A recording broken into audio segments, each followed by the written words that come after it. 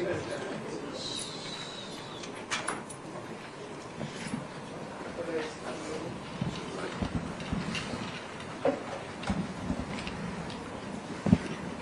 here.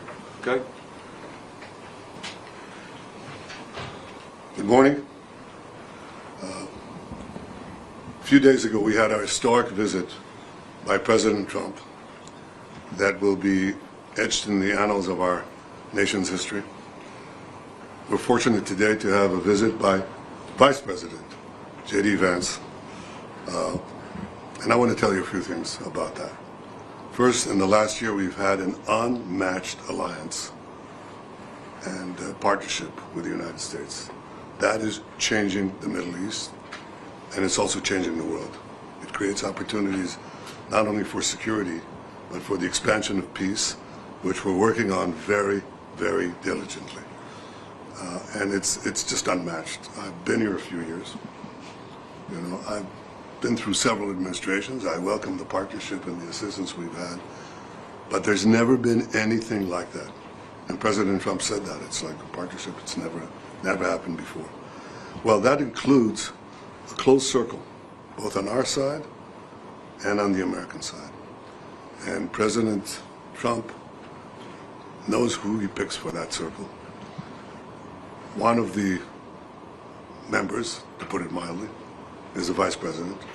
We've had the opportunity to make decisions jointly in a very tight-knit and trusting partnership. And I was impressed. I was impressed with your clarity, with your incisiveness, with your solidarity for our common cause, and just a genuine friendship that I saw both in our conference meetings, but also in our private meetings. And it's in that spirit that I very much welcome you to Jerusalem in these days of destiny. We're changing the face of the Middle East.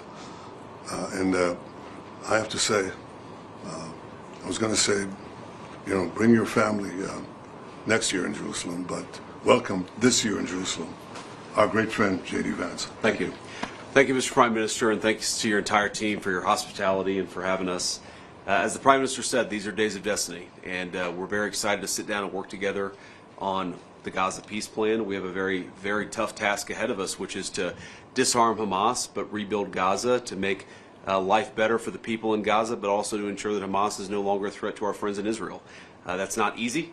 I think the Prime Minister knows that as well as anybody, but it's something that we're committed to in the Trump administration. And I think that we've, even in the past 24 hours, had a lot of good conversations with our friends in the Israeli government, but also, frankly, with our friends in the Arab world who are stepping up and volunteering to play a very positive role in this. So we're going to keep working at it. I didn't know what to expect, honestly. I know the President was here a week ago to welcome the hostages home and actually sign the deal. A week into it, there's a lot of work to do, but I feel very optimistic about where we are. So thank you for the partnership.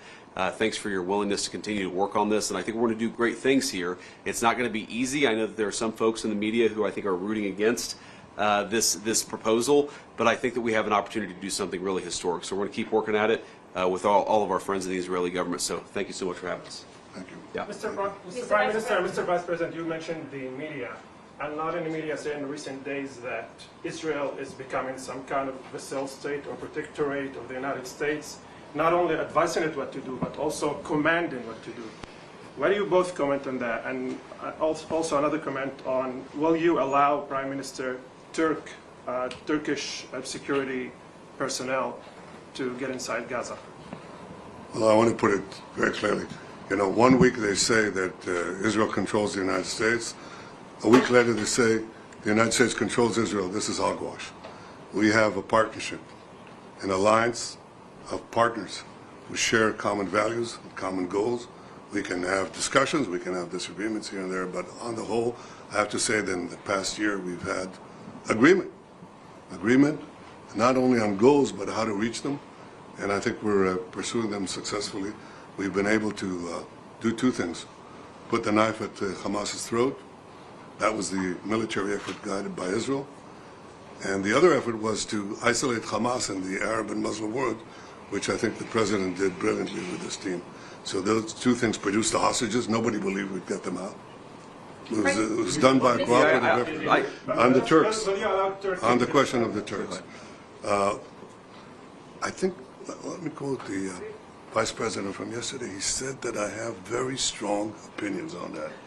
And he also said, we have to do it with, Israel will be obviously decide together on who does that. So I have very strong opinions about that. You want to guess what they are? Yeah, you know them. Okay. I want to, guys, for a second. I want to address that. So, look, we don't want in Israel. We don't want a vassal state, and that's not what Israel is. We don't want a client state, and that's not what Israel is. We want a partnership. We want an ally here, and the president believes very strongly that if Israel takes honestly, with our Gulf Arab allies, can play a very positive leadership role in this region, to where, frankly, the United States can care less about the Middle East because our allies in the region are stepping up and taking control and taking ownership of their area of the world. Now, that doesn't mean we don't have interest here. That doesn't mean we don't care about what happens here. But we actually see this as an opportunity to build on the Abraham Accords. I think this Gaza deal is a critical piece of unlocking the Abraham Accords. But what it could allow is an alliance structure in the Middle East that perseveres, that endures, and that allows the good people in this region of the world to step up and take ownership of their own backyard. That's in the United States' best interest. I happen to think that it's in Israel's best interest too.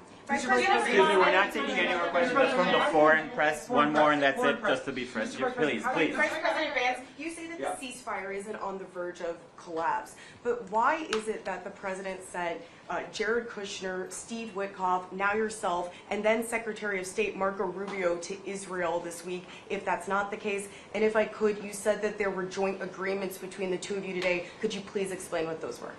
Well, to answer your question, look, this thing takes monitoring and it's going to take a lot of work. I was in the CMCC, which we opened up yesterday.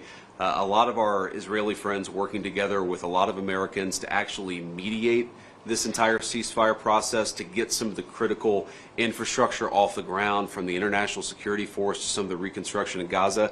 It's not easy. I never said it was easy, but what I am is optimistic that the ceasefire is going to hold and that we can actually build a better future in the entire Middle East. But that requires some work. So it's not about monitoring in the sense of, you monitor a toddler. It's about monitoring in the sense that there's a lot of work, a lot of good people who are doing that work, and it's important for the principals in the administration to keep on ensuring that our people are doing what we need them to do. Mr. Vice President, how do you No, we're not taking any more questions. The Prime Minister, do you want to answer, please? Comment on the foreign countries not willing to send troops to Gaza, afraid of Hamas? Please let the Prime Minister answer the question. The first thing I'd say is, relative to the previous question, is that when it comes to Israel's security, we do what we have to do. That's always the case. That's not a question. But America has an interest in a strong Israel, as you just heard from the Vice President. And Israel has an interest in a strong America. America has other interests in this region. Where we can be flexible to accommodate that, that's good, because a strong America is in our interest. And equally, as you just heard the Vice President say again, a strong Israel serves America's interests in stabilizing this very unstable region. And you can't stabilize it without a strong Israel. So we make the decisions for the security of Israel, but we make common decisions for the region, which I think can serve us both. And that's what we discussed today. We discussed this idea of the day after. Remember, everybody said you don't have a day after, you don't have a day after. We're just creating an unbelievable day after with a completely new vision of how to have the civil government, how to have the security there. Who could provide that security there? Again, with Israel taking care of overall security always. And we discussed that. And I think we have some very, very good ideas how to proceed. It's not going to be easy, but I think it's possible. Yeah, I mean, we're really creating a peace plan and an infrastructure here where nothing existed even a week and a day ago. That's going to require a lot of work. It requires a lot of ingenuity. But again, I just, having seen what's already been built in just the past 7 days, I think that we're on an incredible pathway here to do something that has never been done. And I think you've heard Steve Witkoff say this, you've heard the President, I believe, say this, that if we do this the right way, it could create a model, I think, that could lead to other peace agreements all over the world, because it shows what's possible when you're willing to think outside the box and actually put some elbow grease to get it done.